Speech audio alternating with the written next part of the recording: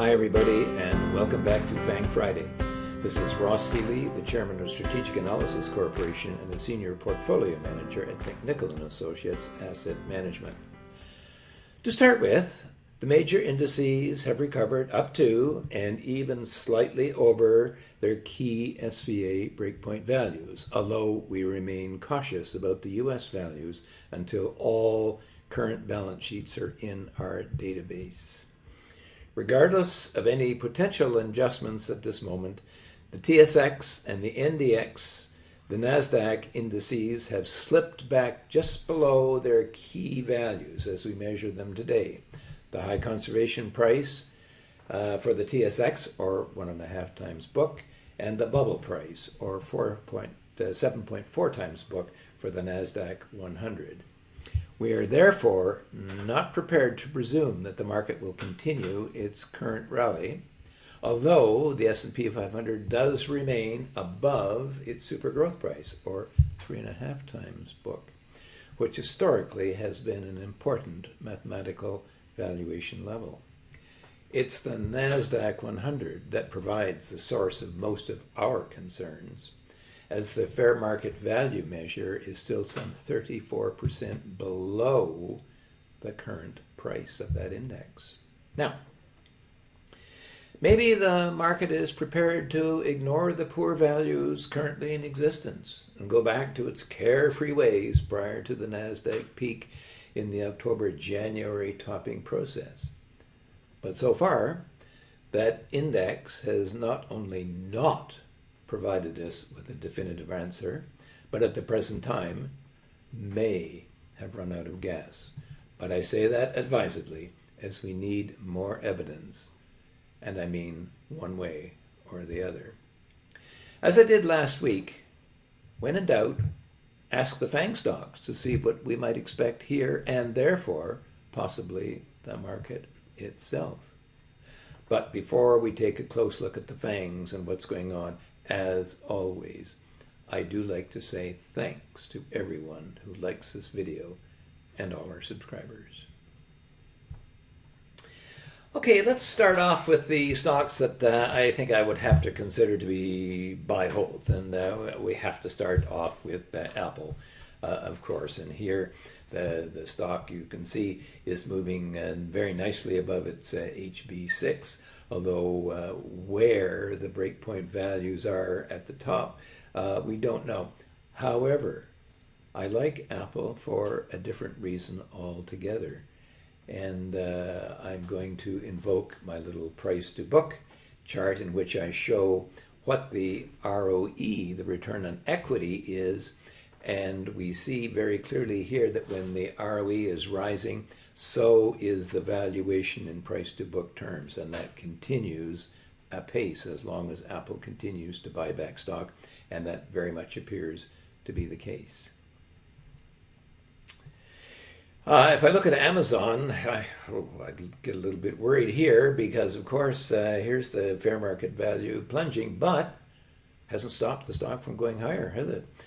The stock fell to its bubble price at 7.4 times book value, which was the long-term absolute low for the stock.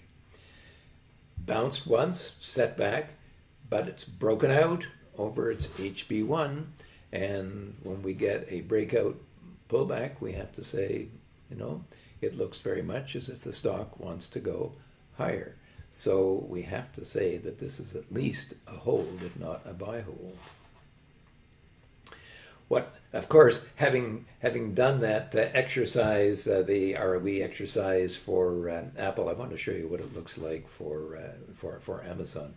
And well, here you can see what's going on. The ROE is plunging, and as the ROE has fallen, the stock valuation has fallen as well and shows no sign of bottoming. So the very reason that I like Apple, I remain nervous about Amazon, although that breakout over the HB1, I can't ignore it. The final buy hold stock I have to consider to be Netflix. It didn't quite get down to its super growth price, which, as I had told you a number of times, was the absolute low for the company, for the stock price, going back for the past 20 years. Didn't quite get there. And as I say, I think that's because there was a lot of anticipation that that's what was happening. Anyway, the stock has recovered, actually gave us a nice little buy over its low super growth price. That's 4.5 times book value, and has been rising ever since.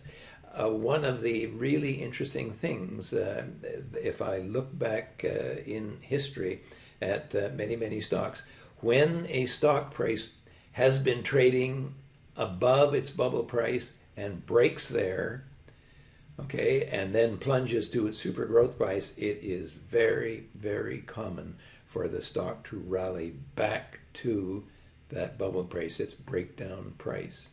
I'm not promising that it will, but I have to tell you, it's very common for that to happen.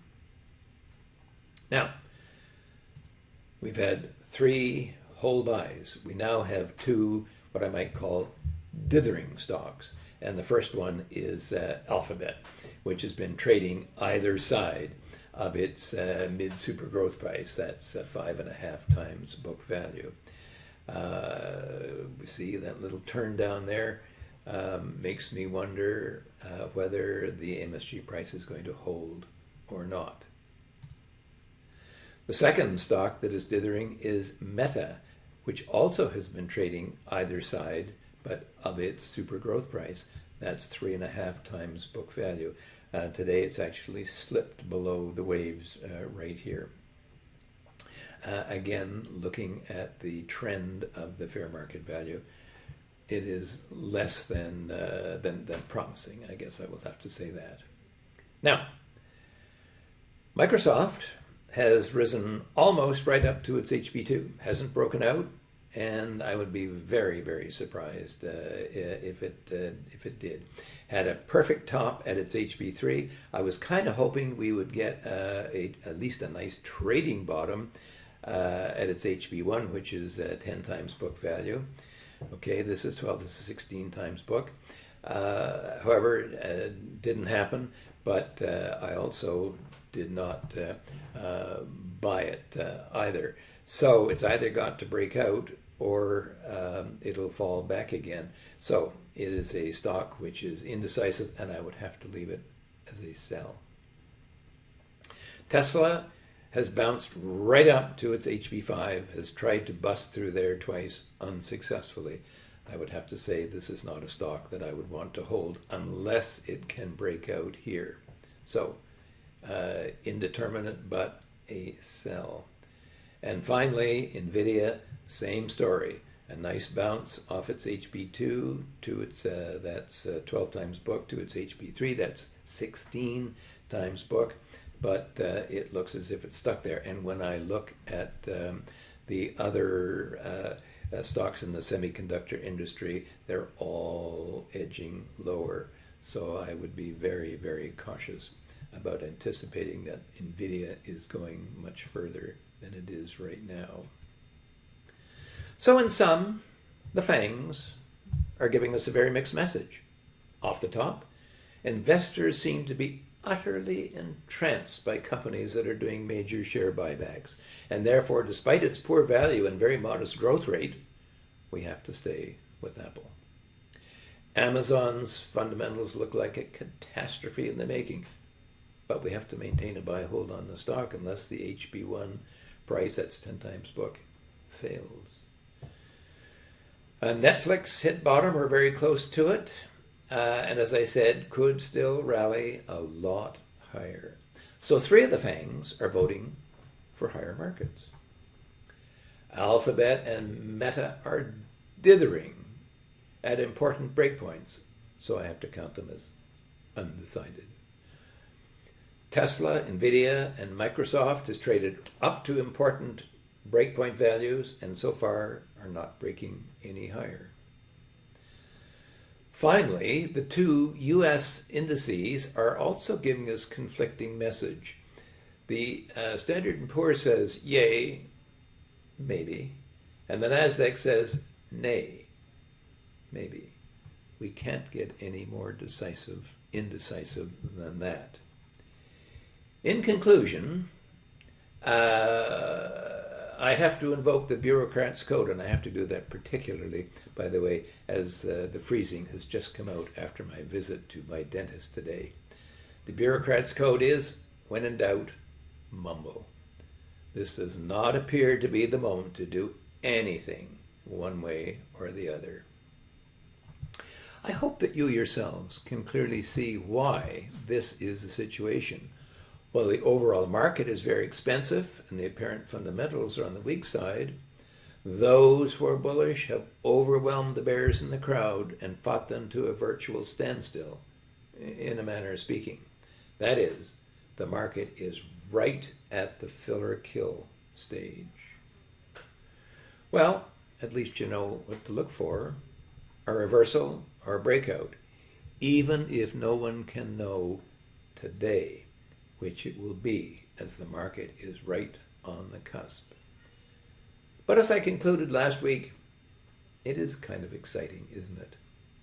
And we're about to find out. So tune in next week, and maybe we'll be able to see then what the fates have in store for us. Now, this is not the type of market that you want to risk navigating alone. The potential losses and or gains are substantial either way, particularly with the overall markets where they are right now. So, if you'd like to join our investment community and find out what to do with your portfolio holdings, go to www.strategicanalysis.ca/pricing and get started. For now, this has been Ross Healy, the Chairman of Strategic Analysis Corporation and the Senior Portfolio Manager at McNichol & Associates Asset Management, reminding you that nothing, including investing, is difficult if you have the right tools. I'll see you all next Friday.